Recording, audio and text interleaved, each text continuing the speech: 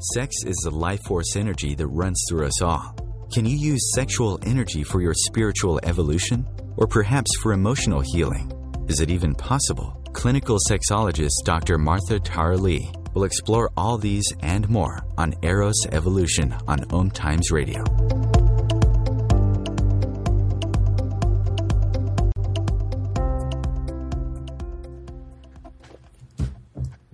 Hello, welcome to Eros Evolution, where sexuality and spirituality meets.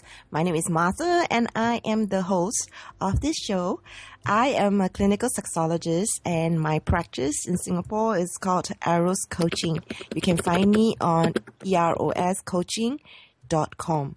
Today, our title is Let Nature Inspire the Arts of Love, and we have Lindsay Hagamen, and she will be sharing with us the ways we can look to nature to enhance our relationship with our own sexuality and in the process grow a more sustainable relationship with the planet.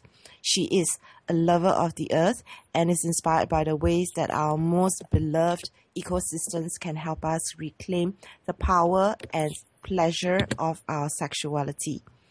Lindsay will be exploring with us how Lover Earth can seduce us back into our bodies and help us create an erotic life that is more free, more abundant, and more sustainable. So let's talk a little bit about Lindsay.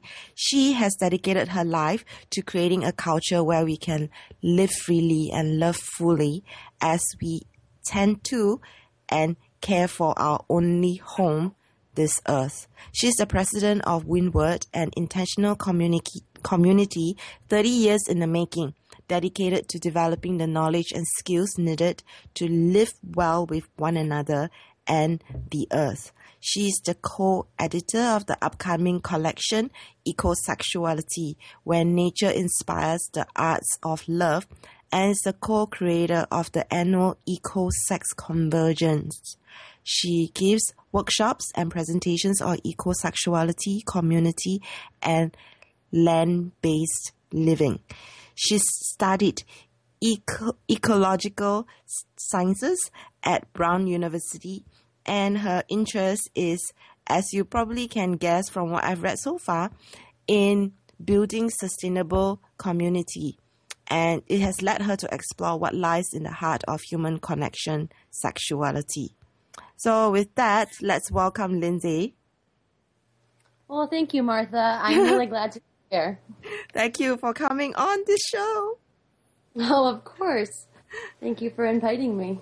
So tell us a little bit more about all the things that I just mentioned, about the importance of nature, just to lead us into the show, and more about what you believe in, your philosophy of life.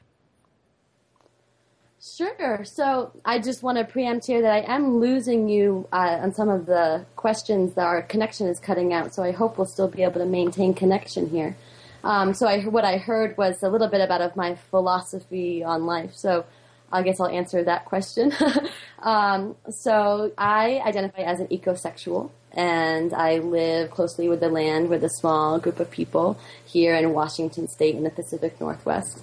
And so in many ways, I embrace the earth as a partner. And so I, in many ways, want to cultivate a relationship with the earth where erotic energy can flow freely through me and through the people that I share a relationship with, and then we can use that energy, the erotic energy that we cultivate together, to then give back to the earth and to garden the land and to steward the land, to tend to the forests and the streams that nourish us and that support us.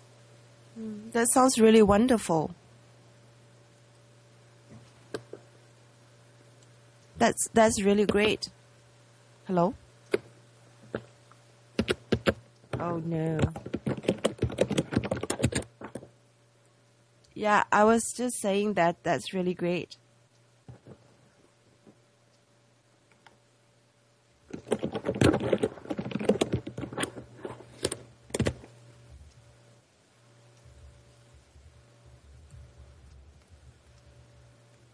We can just type to each other as well.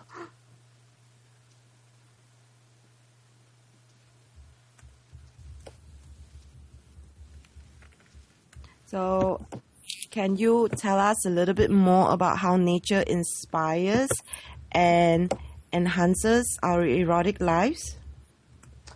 Sure, I'd love to. Where I'd like to start, I think, is in recognizing that erotic energy is flowing all around us.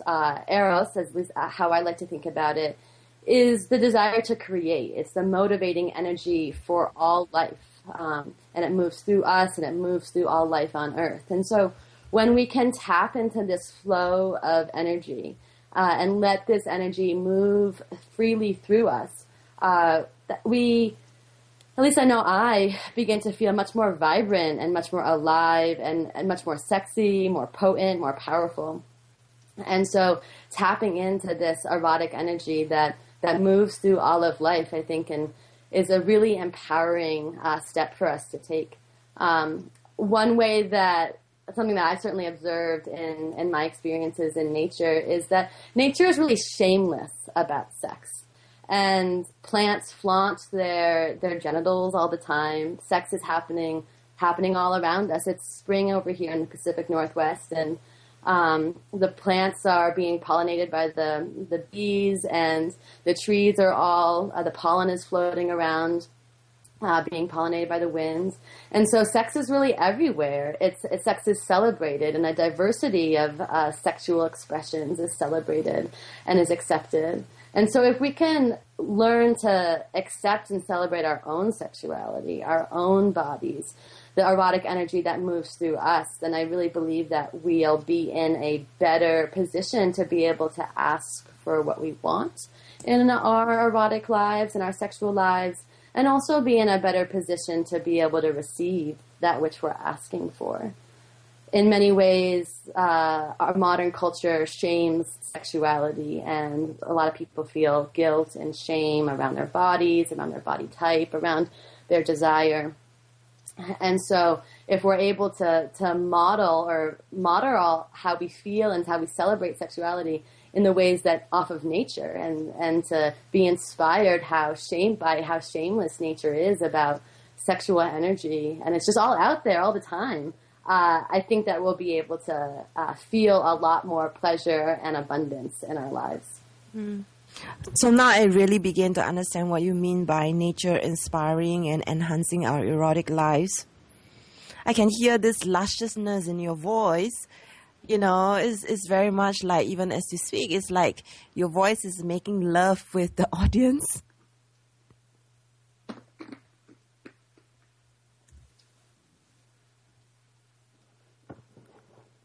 Hello? Hi. Yeah. Thank you. Could you hear me? No. I could not hear you. Did you ask how it can enhance our emotional lives? Yeah. So. Yes, perfect. Yeah. So I think that humans really crave connection. Really all animals do, and humans are a kind of animal. And I think we really crave connection. And yet we live in an age of isolation. And so how do we break out of this isolation and really lead more abundant emotional lives? And now when I talk about connection, a lot of people think about connection with other people. And that is incredibly important, and definitely one of the ways that we humans are designed to connect. But that's really just one type of connection, one type of intimacy. And so I think that we really crave connection with the earth. It's that which we rose out of, that which we emerged from, and also that which we will return to. And so I think that we really need to find the time in our lives to connect with the earth. We also really crave connection with ourselves, connection with our own creativity and our emotional flow. And that's also something that we don't have a lot of time for in our daily lives. And that also, we crave connection with spirit, to have connection with a meaning and purpose in our lives, to be part of something greater, something eternal. And so when we are able to fulfill these needs for connection with the earth and connection with ourselves and even connection with spirit, we are able to tap into a really deep well that can feed us and fulfill us. And then we have more to draw from when it comes to our partnerships or our relationships. We have more to give. Another way that I think that nature can really help us lead more emotionally abundant lives is because nature really impacts our metabolism and how we respond to stress, how well we think. Our environment influences this. And so when we live in intact, healthy, thriving, vibrant ecosystems, we are able to relax more. And we move out of that fight or flight circuit and are able to move into more of a calm and connected circuit. And oxytocin flows, and we're calmer. We're more able to love, and we're more able to be kind to those around us, and we're more able to respond with loving kindness to the world around us. And I think that all arises out of the recognition that we're biophilic creatures. We are inherently drawn to life. Biophilia means being drawn to life. And so we're happier when we're in nature, and this permeates the rest of our lives. So those are some of the aspects of how I think that nature can really help us lead more emotionally abundant lives. Beautiful. I really love what you're sharing.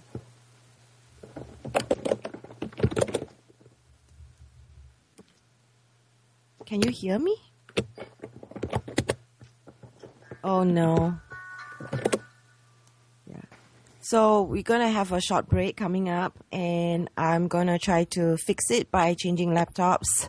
So just pardon the technical glitch today. I'm not sure whether you guys can hear me, but Lindsay is messaging me and saying that she can't hear me at all. So after this break, hopefully we have less tech issues.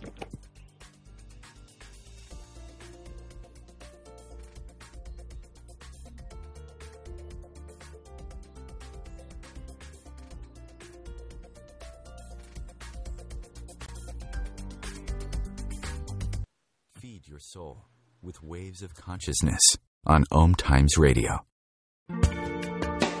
Welcome to The Gathering Around My Kitchen Table on Equilarium FM, Wednesdays at 1 p.m. Eastern Standard Time. Join my guests as we integrate spirituality into everyday reality with vibrant conversations, inspired interviews, and my latest channeled guidance to inspire and brighten your day.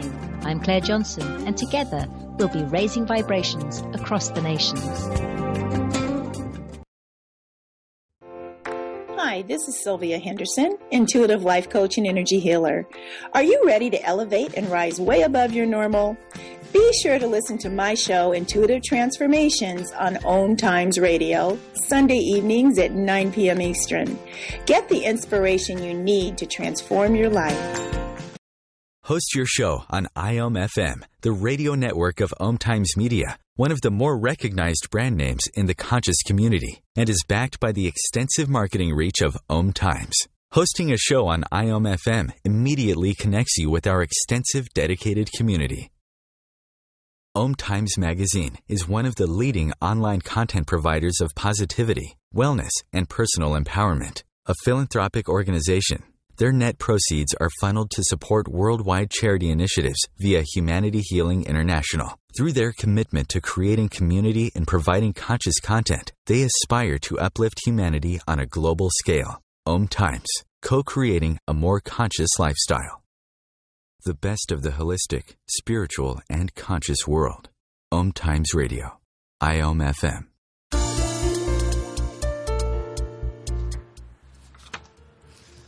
Welcome back to Eros Evolution, where sexuality and spirituality meets. Today we'll be exploring the link between our sexuality and spirituality and with nature. I have with me Lindsay Hagamen, and she has been sharing how nature can actually inspire and enhance our erotic lives. If you've been listening to her, you know that she brings this lusciousness to her voice, and it's quite beautiful. So, welcome back to the show, Lindsay. Can you tell us what we can learn from nature when it comes to our sexuality and our relationships? Sure, I certainly would love to. One of the things that's really apparent when you live closely with nature and observe nature is that nature thrives on diversity, and it thrives on symbiosis or symbiotic partnerships. Symbiosis means basically both entities are working together and are mutually benefiting each other. And I'll give an example. I'm a gardener, and so when I plant in the garden, I like to do what I call companion planting. And so companion planting is a technique where we plant multiple kinds of plants in the same space. And we do this because some plants, they benefit each other, and some plants draw on certain nutrients while other plants create the nutrients that those other plants need. An example is tomatoes and carrots. Tomatoes and carrots really like being planted together. And this is in significant contrast to how most industrial agriculture is done, where there's just a vast acres upon acres of corn, for example, or soybeans. And so I think it's a good metaphor for thinking about our relationships. And so when it's like we're trying to find a companion, we're trying to find good plants to be companions with. And so how are we compatible? How compatible are we? How compatible are our love languages or our skill sets? How do we complement each other? So I think that thinking about how we go about our relationships in the way that we think about how we plant a garden, for example, is a helpful metaphor. For example, how can we help each other grow better?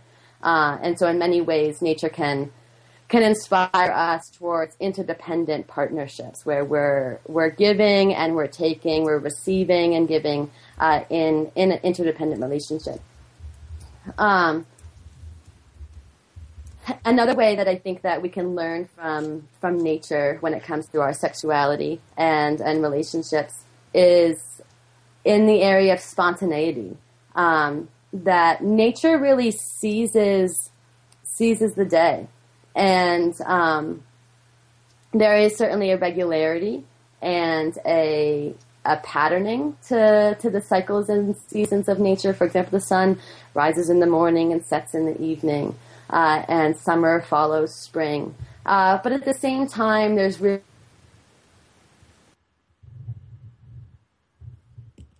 Hello? Hello? Can inspire us. Hi. Oh, yeah, you got cut off. Scare me.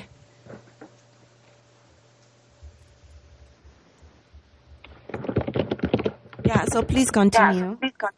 Okay.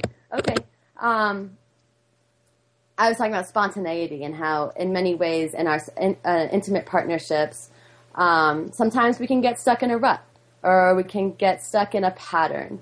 And just like nature, I think our relationships thrive on the diversity and the spontaneity that diversity can create for us. And there's a saying in farming around, make hay while the sun shines. So it's really important to be able to treasure our moments with our beloveds. Thank you so much for what you're sharing.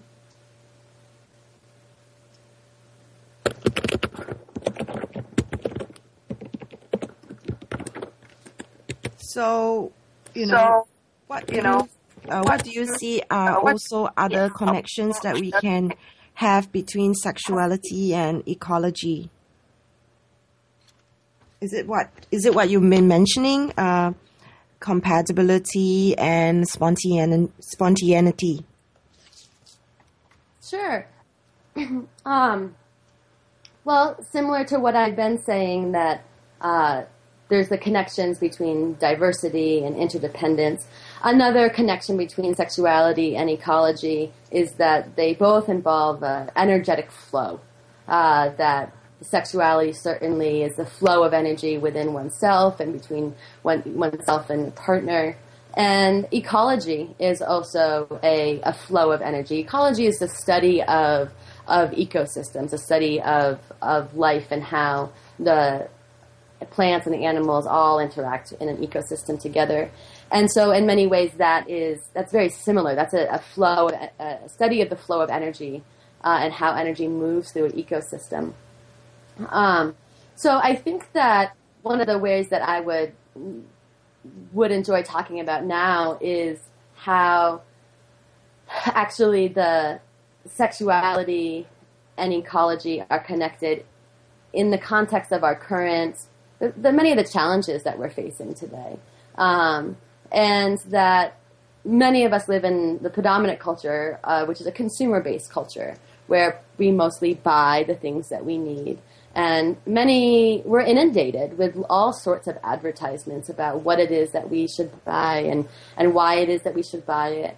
And at the same time, where the sexuality is being used to sell us those things. There's an image of a beautiful woman biting into a piece of fruit, and that encourages us to buy that fruit or to buy the car, or whatever it is that is being sold.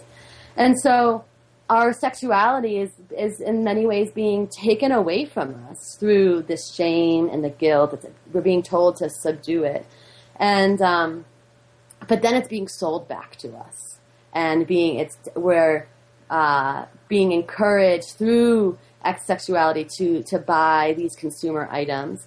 And in many ways, it's these consumer items that, in this consumer-based economy, that is creating so many of the environmental challenges that we're experiencing, because it's the production of all of these goods, all these materials, that is consuming so much energy. It's consuming lots of fossil fuel energy, and that is, of course, as many people know, driving climate change.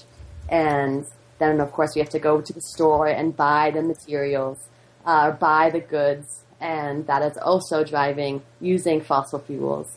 And so what I wonder about is, what if we filled our emotional cup up? What if we were able to have that sense of belonging, that sense of trust, that sense of fulfillment in our emotional lives and in our erotic lives, because we lived with the very people that we loved, and that we had the connection with nature that we so crave, and that we have the connection with spirit that we crave, and we have the time to spend with ourselves, exploring our own creativity. And so if we are able to cultivate all of that erotic energy and move it through our communities, then there's a far less need to engage in the consumer economy that is really undermining this living earth. And so we reduce our environmental footprint. So I think that both ecology and sexuality are suffering from this disease of our time, and suffering from the sense of disconnection. So I live in an intentional community, and that lives on 130 acres of land, and we together steward this land. So we grow a lot of our own food, and we have a forest that we tend to, and from this forest we extract lumber that we use to build houses, and also materials that we use to convert into fuel. And we're also a polyamorous community, and so we are doing this all within the context of sharing both the partners, sharing partners, as well as sharing the earth as a partner. And we consider ourselves to be wedded to the land. And this is a really rich, fulfilling way to live, or at least certainly something that I found is to be a very rich and fulfilling way to live. And so when we're able to embrace the wild that is within us, the sexy part of us, the earthy part of us, the raw and the primal part of us, then I think we're also better able to accept and celebrate the wild that is around us, and not see the earth as an inert ball of resources, as so many people do, but to see the earth as an alive, erotic entity that is providing us with all of our needs. And so the good news is that healing our sexuality and embracing our bodies and it enables us to help embrace the earth once again. And through that, I think we'll be able to help mitigate many of the environmental challenges that we're experiencing today, and at the same time be able to lead much more erotically fulfilled lives.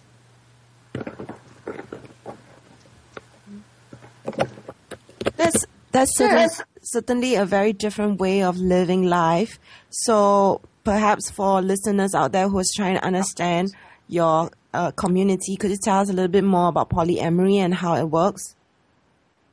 Sure, I'd be happy to. So polyamory is the concept of having multiple loves. So poly means multiple, and amory, amorous, meaning love. And so it's really the practice of sharing multiple partners, multiple intimate partners or sexual partners in a way that is open, that is transparent, loving, kind, and respectful. And so it enables us to come together and to embrace each other and to engage with each other, and in a way that allows us to create diversity in our lives and allows us to create fulfillment in our lives. So polyamory is really a practice of engaging with multiple intimate partners in an honest and open manner. That's great. So how many people are, I'm curious because, this is really very new to me. How many people are there in your community? Did you guys just pack your bags and go into some desert?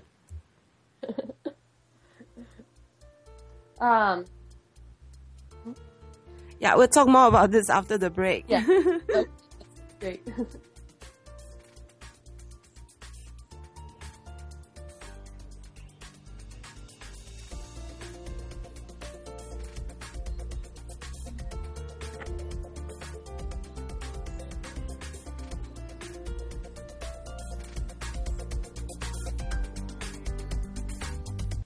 The future of Internet radio is here. OMTimes Radio. IOM FM. Radio Namaste leads you down the yellow brick road into portals of consciousness with the blue collar goddess as your host. Interviews with humans who could be famous or just popular, and answers to everything are on the agenda. Tune into OMTimes Radio and drop in on Thursdays at 3 Eastern. It's a different brand of enlightenment. Imagine receiving healing, vibration-raising energy as you listen to the radio. Energy that flows effortlessly to you. Imagine exploring all things metaphysical, sharing in an ongoing adventure. Join me, Karen Smoot, along with my co-hosts Lisa Victorson and Wendy Weber for Immersion into Source every Wednesday, 8 p.m. Eastern Standard Time, right here on Om Radio. Being a radio host on IOM FM allows you to build your show on a rich platform with the power of the Internet to fulfill your outreach goals and connect with a very specialized and global online audience, unlimited by time and distance. OMTimes Radio will provide you with web relevance, a recognizable conscious brand, and with the standard of excellence that has accompanied every single OMTimes endeavor. Host your show with OMTimes Radio Network. Have you ever wondered how to change your love paradigm? The secret key is finding a love partnership, not just a regular connection. How do you find these? Through conscious relationships. Ascending Hearts Dating is a dating site for people like you that believes in second chances and a different type of spiritual connection. Try Ascending Hearts for free today at ascendinghearts.com and change your love paradigm. Ascending Hearts, the premier dating community for the spiritually awake. Free your mind. Expand your soul. OMTimes Radio. IOM FM. Welcome back to Eros Evolution, where sexuality and spirituality meets. My name is Martha, and I am a sexologist. I have with me today Lindsay Hagamen, and she is talking about how nature can inspire the arts of love. And if you want to learn more about Lindsay, her work, and how to embrace Lover Earth, you can visit the website www.myloverearth.org. She has a new book coming out in June on Amazon, and you can look out for it. It's called Ecosexuality, When Nature Inspires the Arts of Love. And also the website of the book is ecosexbook.com. So welcome back, Lindsay. Well, thank you. Okay, good. So we were having some tech issues where Lindsay couldn't hear me, and so I was typing some of the questions to her, and that's why I was a little bit quiet today. And just before the break, I was asking Lindsay how her intentional community works, because they live together and they also live off the earth. So I was asking her just now whether they just decided to pack their bags and move into the desert. That's not quite how it happened. The intentional community that I live in started back actually in the 70s, in the 1970s. And it grew out of the movement, really, the anti-war movement that many people were involved in here in the United States. And just wanting to create a different way of living and realizing that where the world was headed was not a place that they wanted to be a part of. And so there are many communities that arose in the 1970s, a lot out of the free love concept. And so the community that I live in, Windward, was one of them. And so actually has quite a long history and track record, and that I joined the community going on 7 years ago now. And so we're an intergenerational community in many ways because sustainability needs to be that. Sustainability is an intergenerational endeavor. And so we have the age ranges here are from early 20s to late 60s. And so it wasn't this spontaneous thought. But we do live off of the land, or as best as we can. And so we grow a lot of our own vegetables and fruits, and we raise animals, and we create and craft other materials that we need to live. Yeah, I can see I can hear from the lusciousness of your voice how much you have this, appreciation, really, really deep appreciation of Earth, and how a lot of the things that you are talking about just now really is, I never even thought about the connection between Earth and with our spirituality and our sexuality. So I really appreciate being able to hear this depth coming from you, and that wouldn't have come from not really living off Earth in the way that you have. Yeah, and very much what I am speaking to is directly from my own experience, and how over the past 7 to 10 years that I've really merged my own ecological system, if you will, my own personal ecosystem with that of the land that I live with. And it's pretty remarkable the changes that it can occur. And it's both on a psychological level, but very much on a spiritual and erotic sexual level, that in many ways the lands here and feeling the land's energy has inspired me out of my shell. I used to be a fairly shy person and somebody that wasn't particularly comfortable talking about sexuality and things along those lines. And it's living here with the land and with the animals that this is a natural part of us. This is a part of life, and it's beautiful. Our sexuality is beautiful, and it was helpful for me to be able to see that in the world around me in order for me to be able to see that in myself. Great. Thank you so much for sharing that. So let's move to talk a little bit more about the eco-sex movement. So I've heard quite a bit about eco-sex. What does it really mean, and what is it really about? Sure.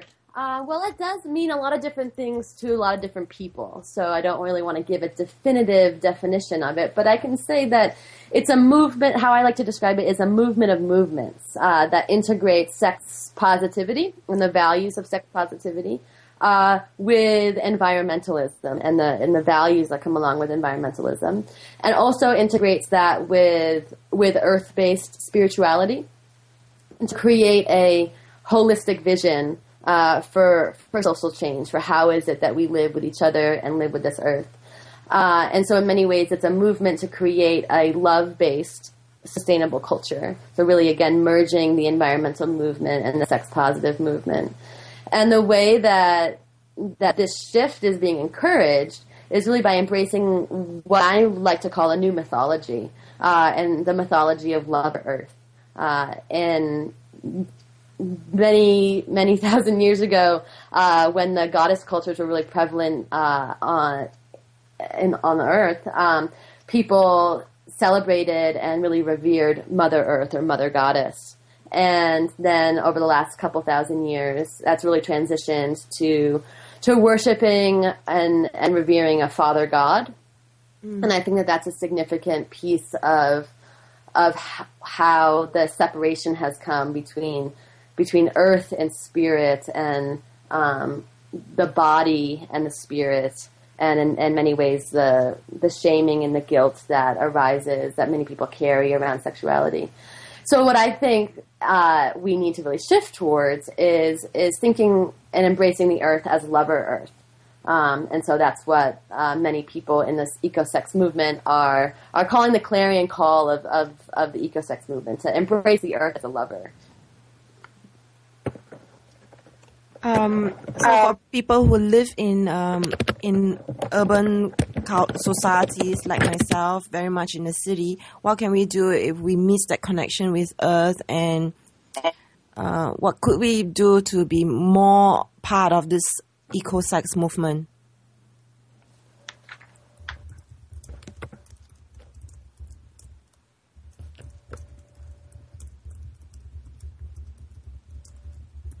Yeah, so Lindsay can't hear me, so I'm typing the question to her.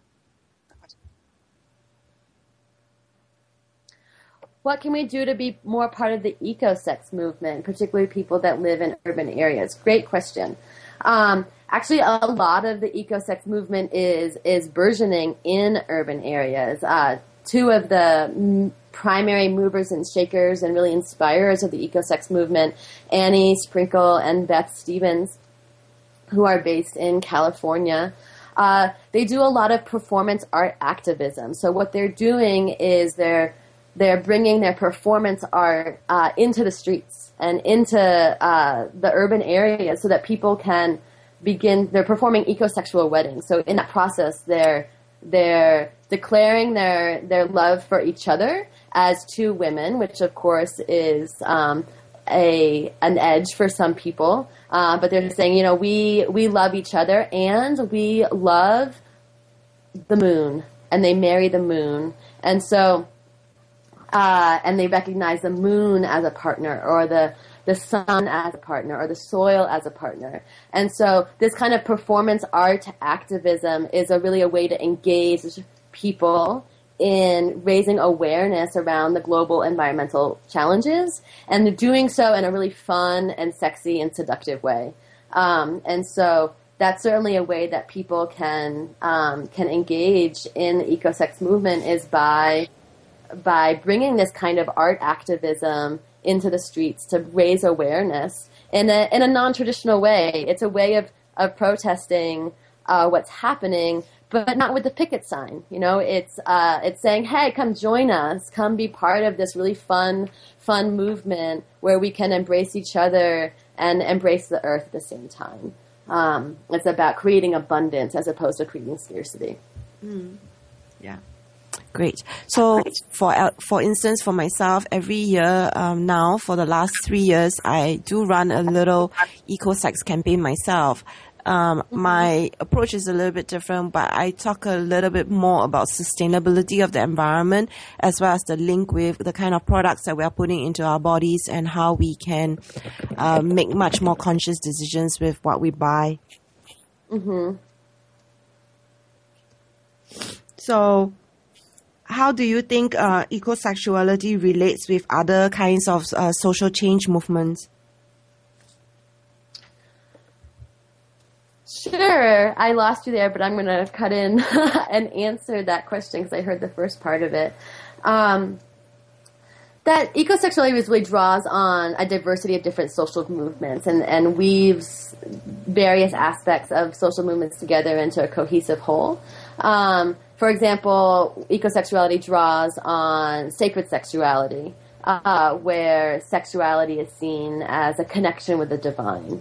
And ecosexuality also draws on LGBTQ concerns and issues, where recognizing diversity of sexual expression and gender fluidity as valuable and important pieces of ourselves. And it draws on earth-based spiritualities, where there's an understanding that life and earth and body are all sacred. It also draws on the permaculture movement, which is a movement that uses ecology to inspire how we design our food production systems and things along those lines. And so how do we design our social systems, our relationships, our sexuality based off of natural principles as well. So these are all different social movements that ecosexuality is drawing upon and integrating into a cohesive whole. Because in many ways, again, we suffer from isolation. And so all of these social movements have important pieces to the puzzle. And sustainability and ecological living is really about the whole puzzle. And so we have to weave these together into a integrated whole. And I really do believe that ecosexuality is helping to do this. Yeah, I also can see that there would be a lot of areas of contention where maybe one group is not happy with another group, raising awareness about certain topics. But I guess it's all part of the dialogue that has to go on. Definitely encouraging lots of dialogue. So more after this break on ecosexuality.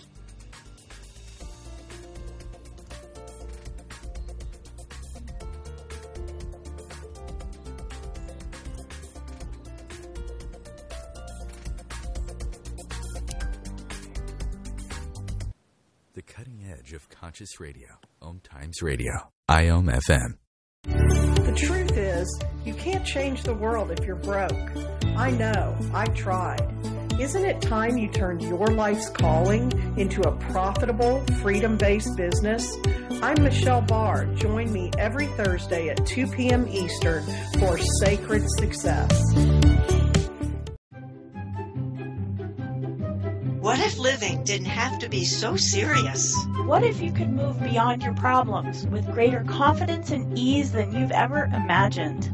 Throw your labels out the window and join the Irreverent Therapist for practical tips and a very different way of approaching the changes you would like to create. Marilyn Bradford and Pam Hodling have empowered hundreds of people to come out of self-judgment, quit looking to experts, and begin to create the lives they desire. Join us Wednesdays at 7 p.m. Eastern on the Irreverent Therapist Show. Host your show on IOM FM, the radio network of OMTimes Media, one of the more recognized brand names in the conscious community, and is backed by the extensive marketing reach of OMTimes. Hosting a show on IOM FM immediately connects you with our extensive dedicated community. The number one reason girls drop out of school in sub-Saharan Africa is lack of access to feminine hygiene products. The Pads for Schoolgirls Project, an outreach of Humanity Healing International, is changing this paradigm by setting up sewing programs at schools, teaching girls a vocational skill, while producing the reusable pads that help keep them attending classes. The girls pay it forward by making and giving pad kits to other girls in need. To learn more, visit humanityhealing.org. Humanity Healing is where your heart is. Your conscious lifestyle on steroids. OMTimes Radio. IOM FM. Welcome back to Eros Evolution, where sexuality and spirituality meets. Today we're talking all about nature and our sexuality, as well as how it's linked to our spirituality. And we have Lindsay Hagamen, and she's been talking about exactly this topic. She's the president of Windward, an international community that she was just telling us about. And she's also the co-editor of upcoming collection book, which is Ecosexuality, When Nature Inspires the Arts of Love. She is the co-creator of the annual EcoSex Convergence. And you can find out more about her on these different websites. That's ecosexbook.com, and then that's mindloverearth.org, and then that's Windward, that's WINDWARD.org. And you can find out more about Lindsay definitely on her website as well. And she has a Facebook page called Lindsay.Hagamen, Hagamen. And she is beautiful and luscious, and you can hear this in her voice. So as for myself, you can subscribe to some of the things that I do and put out into the world. You can sign up for my EcoSex campaign, as well as now in the month of May, Masturbation Month campaign. And you can go to my website. That's www.eroscoaching.com /subscription-options with an S. So welcome back, Lindsay, to the show.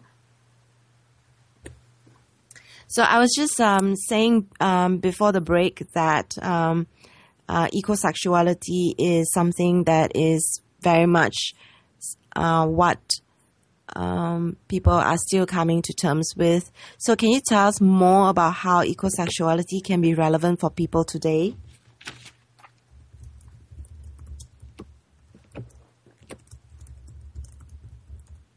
Martha, I think I can hear you now. Okay, good. So the relevance of ecosexuality for people today. Sure. I think it's pretty apparent for anybody who is aware and awake in our life, in the world today, and reading newspapers and seeing what's happening in the news, that there's so many challenges that we face, and that from global conflict to local conflict, and from personal challenges such as eating disorders to a large-scale agricultural industry that is depleting the Earth's resources, and of course climate change, and then the isolation and depression and disconnection that many people feel in their personal lives. So it can be very overwhelming and very disempowering to think about all these challenges. And so I think that ecosexuality is offering a simple path that's attractive, that's upbeat, that's enlivening, to help people shift their lives towards greater abundance and really creating real security in our lives. And we do that by partnering with the earth, by considering the earth our partner, and also those who care for the earth our partner. And so that's really how I think that ecosexuality can offer to people today, is this metaphorical shift, this mythological shift of thinking about the earth as a partner. And on a practical level, one of the things that I certainly like to do and would recommend towards people that are listening is to find a place, whether it's in your backyard or maybe in a nearby park, and cultivate a relationship with that place. Spend time with it, visit it frequently, and engage with it in the ways that you can. Perhaps you have an opportunity to garden or to be part of a community, if there's such a thing in your neighborhood, and to observe this space change over time and to see what's happening. And I think that is really a way that people can tap into some really deep and ancient wisdom, and then translate those practices into our personal lives, and into our erotic life. That's fantastic. I love the tips that you're sharing, including joining like gardening community and really feeling earth on our hands. I think there's nothing that beats that. For me personally, what I do is I like to ground myself with nature, and I visualize myself every time I'm in contact with earth to just visualize roots going down from the bottom of my feet to connecting with Mother Earth, and that helps me. Deep breathing helps me to appreciate the air we breathe, and also looking up to the sky, admiring the moon and looking up at the sun. I think these are ways in which I try my little ways to connect with nature. Tell us a little bit more about your book and what people can look forward to reading about it.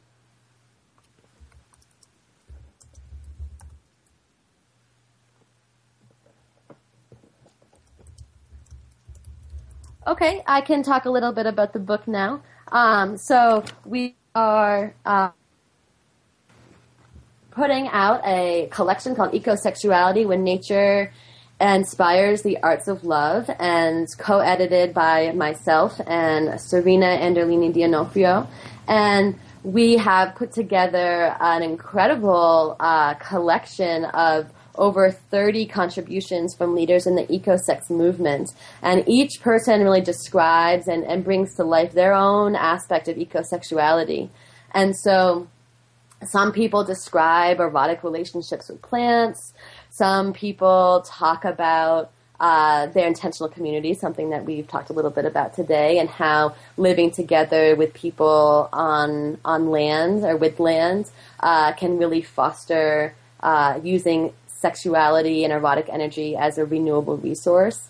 Other people talk about orgasmic energy as life energy, and how orgasms and pleasure can really be a path towards peace, and the connection with the bonobos, who are one of our primate cousins, who really engage in sexuality in a very free and shameless way, and are also one of the most peaceful primates that we know of. So just all sorts of a diversity and versatility of approaches to how ecosexuality in its various forms can lives and help us create the lives that we want, both with each other and also with the planet. And it should be coming out in June. And people can find out more about the book on ecosexbook.com. Is there anything else that you would like to talk about which I haven't asked or we haven't covered in today's show so far? I'm sorry, could you repeat the question? Anything else you like to talk about to listeners? Just anything else I haven't covered? I can give one more tip, which is very similar to something that you were sharing earlier, Martha, which is really engaging your senses with nature, and that I think that this is one way to really begin to feel. So if people are listening and being like thinking about nature as erotic, and with a big question mark there. That one thing, again, in those places where sort of those special places that you can go to really immerse yourself in your senses, because our taste and touch and feel and smells and all sorts of aromas, it's really our connection to the world. It's also our connection in our sexual lives to our partners. So to really enhance our senses and to tap into our senses is something that can really enhance our erotic lives. So that's just one tip that I'd like to offer. Yeah, I remember when I turned vegetarian 6-7 years ago. At first, everything that I was eating was really bland, and after about a few weeks, I started to feel more taste coming back into my taste buds, and this was when I started to begin to taste even the oil of the cooking, and the different kinds of oil when I go to, like, say, a vegetarian store versus, say, a Chinese store that has a lot like greasy food. And that's when the senses really started to return.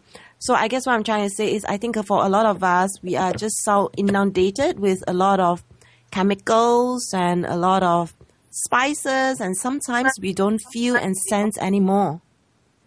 It's like we become a bit numb to it all. So I think being able to detox and being able to live life simply actually will heighten our senses over time.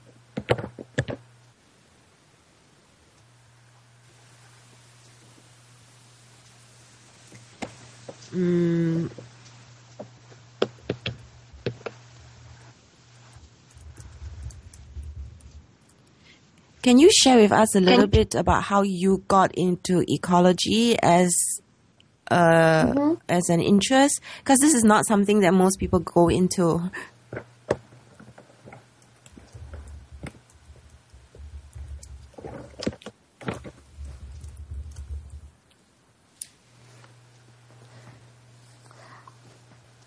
I've always been a lover of life and the earth ever since I was a little kid. I loved playing outside, and I loved particularly being in water and swimming. And so when it came time for me to choose what kind of academic studies I wanted to pursue, ecology really seemed like a natural choice for me to be able to learn more about the things that I loved. And so I really just followed what I loved, and that was studying the earth. And obviously it's taken, my life has taken me away from the academic context and into a much more embodied way of interacting with the earth. But the whole time it's really been following my passion. Thank you so much, Lindsay, for coming onto this show today. And please check out her book, ecosexbook.com. Next week, we'll be having Amy Marsh, and she'll be talking about hypnosis and how hypnosis is related to our sexuality and, of course, our spirituality. So tune in to Eros Evolution next week.